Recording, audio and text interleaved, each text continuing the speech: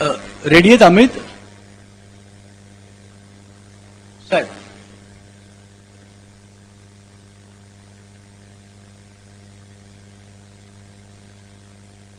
जय महाराष्ट्र. करूया सुरू. कसं वाटतं सगळ्यांना? आणि आता तुम्ही सगळे उमेदवार आहेत. हा, ती आजाची गाडी, ती कॉन्टेस्ट तिथे ठेवली. कसं वाटतं सगळ्यांना? आता सगळे उमेदवार आहात. 16 तारखेला परत जिंकून नगरसेवक बनून यायचं आहे. मला वाटतं एक छान समीकरण आपलं जुळलेलं आहे. एकंदर मुंबईत जर आपण पाहिलं तर शिवसेना, उद्धव बाळासाहेब ठाकरे पक्ष, मनसे आणि राष्ट्रवादी काँग्रेस पवार साहेबांची, हे तिन्ही आपण पक्ष एकत्र आलेलो आहोत. आपल्या सर्वांना माहिती आहे आपण काय ताकदीनं लढा देत आहोत. आपल्या सर्वांना हे देखील माहिती आहे की समोरून सगळं काही वापरलं जाते, साम दाम दंडभेद सगळं वापरलं जाते. आणि मी नेहमी सांगतो की तन मन धन ह्या लढाईमध्ये तन आणि मन आपल्याकडे आहे, धन हे सगळं त्यांच्याकडे. आणि अर्थात त्यांच्याकडे असल्यानंतर तो वापर तो होणार आहे. आपल्या सर्वांना माहिती आहे ते कसे काय काय वाटप त्याचं चालू आहे. मग कुठे ताटं वाटत आहेत, कुठे वाट्या देत आहेत, कुठे काय पैसे देत आहेत, हे सगळं चालू राहणार. निवडणूक आयोग आता किती कोणाच्या बाजूनी राहणार वगैरे हा सगळा एक वेगळी गोष्ट आणि वेगळी हे आहेच, कथा आहेच. अनेक ठिकाणी आपल्या उमेदवारांना फोन देखील येत आहेत, धमक्या देखील येत आहेत की तुम्ही विड्रॉ व्हा, नाहीतर असं करू, नाहीतर तसं करू, नाहीतर. आणि हे फक्त मुंबईत नाही तर अनेक शहरांमध्ये होते. काल आपले नेते अंबादास दानवेजींनी देखील काही गोष्टी ट्विट करून सांगितलेल्या आहेत. पण हे सगळं होत असताना जसं उद्धवसाहेब आणि राजसाहेब यांची चर्चा सुरू असते, अनेकदा ते आता तर दररोज अर्थात बोलतच आहेत की आपण एकत्र आलो आहोत ते एकत्र राहण्यासाठी आलोत. आणि निवडणूक आपण लढत आहोत ते जिंकण्यासाठी लढत आहोत, मुंबई वाचवण्यासाठी लढत आहोत. जे मोठे विषय आहेत, हिंदुत्व असेल, मराठी असेल, मुंबईचं मुंबई पण असेल, मुंबईला अदानीकडून वाचवण्याचं असेल, हे सगळं तर ते दोघं हाताळणार आहेतच. पण अमित आणि मी जे दोघं बोलत होतो साधारणपणे की आपला वचननामा नंतर येईल, कारण तो वचननामा एक त्याला प्रक्रिया आहे, ती निवडणूक आयोगाकडे द्यायला लागते वगैरे, हे सगळं आहे. तुमच्याकडून पण मुद्दे घेतलेत काही काही ठिकाणी, जर नसतील घेतले तर अजूनही मला तुम्ही आम्हा दोघांनाही कोणालाही एक पेपरवर लिहून द्या. ते सुप्रताई बसलेत, ताई तुम्ही जरा सगळ्यांकडून जे महत्वाचे मुद्दे आहेत त्याचं संकलन करून घ्या. पण हे सगळं होत असताना मला वाटतं तुम्हाला आता प्रचार फेऱ्या तर अनेक सुरू झाल्यात तुमच्या सगळ्यांच्या. आज सकाळी पण प्रचार फेरी पाहिली मी, अनेक तुमच्या कार्यालयाची उद्घाटनं सुरू झालेली आहेत. आणि तुम्ही जेव्हा घरोघरी जाल तेव्हा तुम्हाला प्रश्न तर विचारले जातील, तुम्ही कशासाठी उभे राहताय. अर्थात कशासाठी उभे राहतोय, आम्ही मुंबईचं मुंबई पण आहे, मुंबई मराठी माणसाच्या हातात राहिली पाहिजे, मुंबईकर हा कोणासमोर झुकला नाही पाहिजे, दिल्लीसमोर तर झुकलाच नाही पाहिजे, हे तर लढत आहोतच. पण आम्ही दोघांनी जरा एक 15-16 गोष्टी काढलेल्या आहेत ज्या तुम्ही आत्तापासून सुरू करू शकता की हे आमच्या मनातली इच्छा आहे, आमचं स्वप्न आहे आणि हा शब्द ठाकरेंचा आहे, तो आपल्याला लोकांसमोर न्यायचा आहे. त्या 15-16 गोष्टी आहेत त्या मी तुमच्यासमोर करत आहे. हे एक वर्कशॉप समजा, हा वचननामा बिलकुल नाही, वचननामा अजून आपला नीट येणार आहे. पण ह्या वर्कशॉपमध्ये मला जाणून घ्यायचंय की हे आपण जे करत आहोत हे शेवटाला मी तुम्हाला विचारणार हे पटतंय का आणि आवडतंय का, कारण हे आपल्याला लोकांसमोर न्यायचंय. आणि राजेश थोडा खालती उतर ना, मागच्या दिसत नाही. हा ठीक आहे. तर हे तुम्हाला लोकांमध्ये न्यायचं आणि जिंकून आल्यानंतर आपले सगळे जे इथे बसलेले आहेत, आपलं बहुमत आल्यानंतर, आपले महापौर बसल्यानंतर आपल्याला ह्या गोष्टी करून दाखवायच्यात. करूया सुरुवात? चालेल, चला मी आपण डोकं करूया.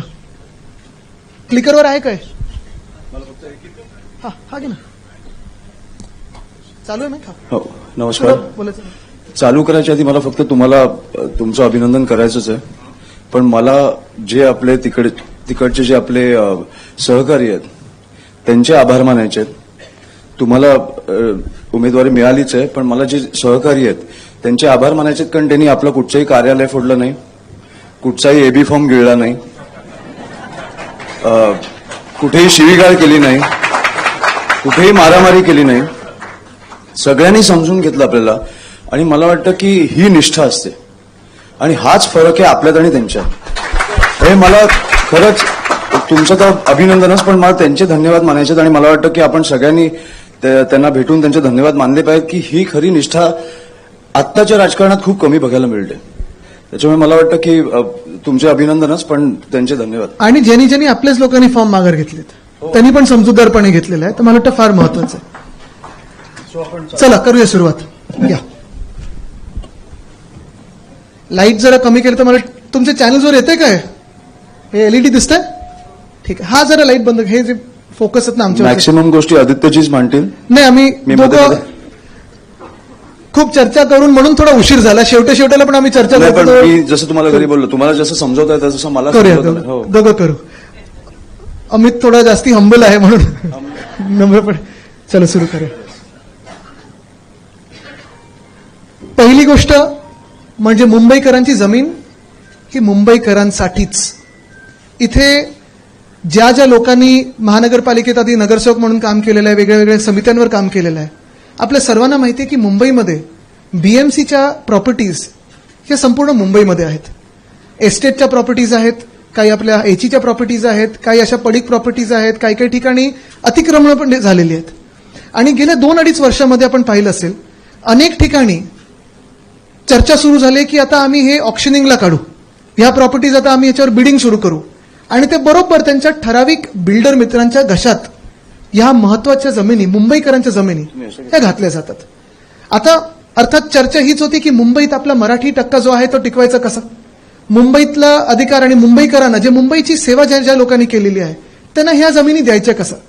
तर अमित आणि मी जे चर्चा करत होतो आणि हे तुम्हाला आवडतंय का बघा की मुंबई महानगरपालिकेच्या ज्या ज्या जमिनी आहेत, मग ते आपल्या एस्टेटच्या प्रॉपर्टीज असतील किंवा ज्या जमिनी जिथे मोकळ्या जमिनी आहेत किंवा अतिक्रमण झाली असतील किंवा ज्या जमिनी बीएमसीला वाटतं त्याची ऑक्शनिंग करूया, मार्केटमध्ये आणूया, ते न करता आपला महापौर, आपलं सरकार, आपली महानगरपालिका ह्या सर्व प्रॉपर्टीजवर स्वतःच्या इमारती बांधेल आणि त्या इमारतींमध्ये शासनाचे जे कर्मचारी असतील, पोलीस कर्मचारी असतील, महानगरपालिकेचे जे कर्मचारी असतील, बीएसटीचे जे कर्मचारी असतील आणि आपले जे गिरणी कामगार आहेत त्यांना त्या प्रॉपर्टीजवर आपण हक्काचं घर परवडणाऱ्या दरात आपण देणार आहोत. हा आपला पहिला आपण इथे विषय मांडत आहोत. तसंच स्वतः अमित तू जे सांगत होता काल मला, गृहनिर्माण प्राधिकरण बेसिकली पुढच्या 5 वर्षात आपल्याला जे मुंबईमधनं हकललं जातंय तसं आपण सगळं बंद करून मला वाटतं पुढच्या 5 वर्षात 1,00,000 घरं हे मला वाटतं परवडणाऱ्या किमतीत आपण मराठी लोकांना देणार आहोत. मुंबईत जिथे जिथे आपण फिरतो, आता इथे अनेक अशा महिला आहेत आणि पुरुष देखील आहेत ज्यांच्या वॉर्डामध्ये पोलीस कॅम्प्स आहेत.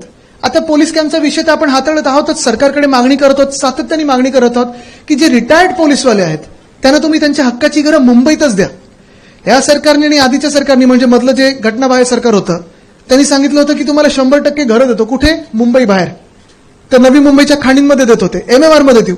तसं नाही, आपण आपली जी आता घरं यांच्यासाठी बनवू ती मुंबईमध्येच बनवू, मुंबई शहरात बनवू, मुंबई उपनगरात बनवू, पण मुंबईतच बनली पाहिजेत आणि ही हक्काची घरं त्यांना असतील. पुढचा विषय परिवहन. हा जरा माझा आवडता विषय. जे जे माझ्याबरोबर फिरत असतात, बोलत असतात त्यांना कंटाळ येईल कदाचित, कारण आम्ही परत परत बोलत असतो. पण मला वाटतं काल अमित आणि मी ह्या दोघांनी देखील चर्चा केली आणि मी सातत्याने सांगत असतो की जसं मुंबईमधून हे आता जे शासकीय कर्मचारी असतील, महानगरपालिकेचे कर्मचारी असतील, बीएसटीचे आहेत, पोलीस आहेत, 30-30 वर्ष या लोकांनी सेवा केलेली आहे. ह्यांना जर तुम्ही मुंबईच्या बाहेर ढकलत असाल का? कारण ह्या सरकारला आणि भाजपला मुंबई मारायची आहे. तसं दुसरं मुंबई मारण्याचं माध्यम काय? तर आपण सामान्य जे नागरिक आहोत, सामान्य मुंबईकर असतील त्यांना तुम्ही कामावर जाण्यापासून रोका. आपलं जर तुम्ही मुंबई शहर पाहिलं, त्याची आखणी पाहिली, त्याच्यात साधारणपणे 60 ते 62 लाख लोक दररोज हे लोकल ट्रेन वापरतात. आपण जेव्हा मिनी बसेस आणलेल्या, मीडियम बसेस आणलेल्या, अमित 35 लाख लोक मुंबईत दररोज बीएसटी वापरायला सुरू केलं होतं. पण आता जी बीएसटीची परिस्थिती झाली ती काय झाली आहे? काल पण मी भोईवाड्यातून कार्यक्रमावरून येत असताना, श्रद्धाताई तुमच्याच वॉर्डातून येत असताना इथे दादर प्लाझाच्या तिथे बघत होतो, लांब लांब रांगा मुंबईकरांच्या, महिला पुरुष दोन्ही घरी जायची वाट पाहतात. का? तर बीएसटीच येत नाही, बीएसटीच येत नाही, बीएसटी येत नाही. तर आम्ही ठरवलेलं आहे की आपलं सरकार आल्यानंतर पुन्हा एकदा ही दरवाढ आहे ती तिप्पट केलेली आहे ती रद्द करून भाडं आपलं असेल ते ₹5 5 किलोमीटरसाठी, ₹10 10 किलोमीटरसाठी, ₹15 15 किलोमीटरसाठी आणि ₹20 20 किलोमीटरसाठी फ्लॅट फेअर करून देणार. खिशाला परवडेल असं भाडं असलं पाहिजे. जगातलं सगळ्यात स्वस्त आणि मस्त हे करू. ताफ्यात जवळपास 10,000 इलेक्ट्रिक बसेस आणण्याचा आपला प्रयत्न आहे. आपलं सरकार असताना आपण तो आकडा ठेवला होता, कदाचित वाढला असेल, कदाचित कमी झालं असेल. 900 डबल डेकर बस, जुने मार्ग. कारण हे अमितला पण आणि मला पण खूप वेळा मुंबईची अस्मिता परत आणायची आहे. बेसिकली. आणि ती लाल बस लाल दिसली पाहिजे. पण जुने मार्ग सगळे पुन्हा सुरू करू, कारण आता आमदारांना पण हे पत्र येत असतात, नगरसेवकांना देखील येतील की हा मार्ग पुन्हा करून द्या, ताई हा मार्ग पुन्हा एकदा सुरू झाला पाहिजे, आमचा हा मार्ग बंद झालेला आहे. तर सगळे जुने मार्ग आपण हे करू. आणि खास कारण आपण आपल्या सरकारच्या वेळी हात दाखवा बस थांबवा ही योजना आपण विद्यार्थ्यांसाठी आणलेली, ज्यांनी गणवेश घातलेले आहेत.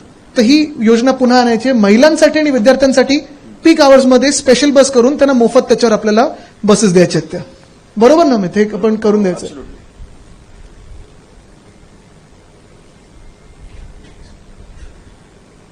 सार्वजनिक आरोग्य, मुंबई महानगरपालिका कदाचित एकमेव आहे जी स्वतःची 4 वैद्यकीय महाविद्यालय अजूनही चालवतं. आणि ही एकमेव नुसतं महाराष्ट्रात नाही तर देशात किंवा जगभरात असेल की मेडिकल कॉलेज स्वतःचे 4 असणारे ही एकमेव महानगरपालिका आहे, ज्याची आपण आखणी पाहिलेली. पण आता तिथे थांबायचं नाहीये. जे अमित आणि मी बोलत होतो, कारण अनेक तरुण विद्यार्थ्यांना मुंबईत सेवा करण्याची किंवा मुंबईत इंटर्नशिप करण्याची, मुंबईत पेशंटची सेवा करण्याची संधी पाहिजे असते. तर काल आम्ही ठरवलं होतं, काल आम्ही जरा अभ्यास केला म्हणजे पुढच्या मागच्या आठवड्यात, आणि 5 नवीन महाविद्यालय वैद्यकीय महाविद्यालय आपण मुंबईत आणायचे.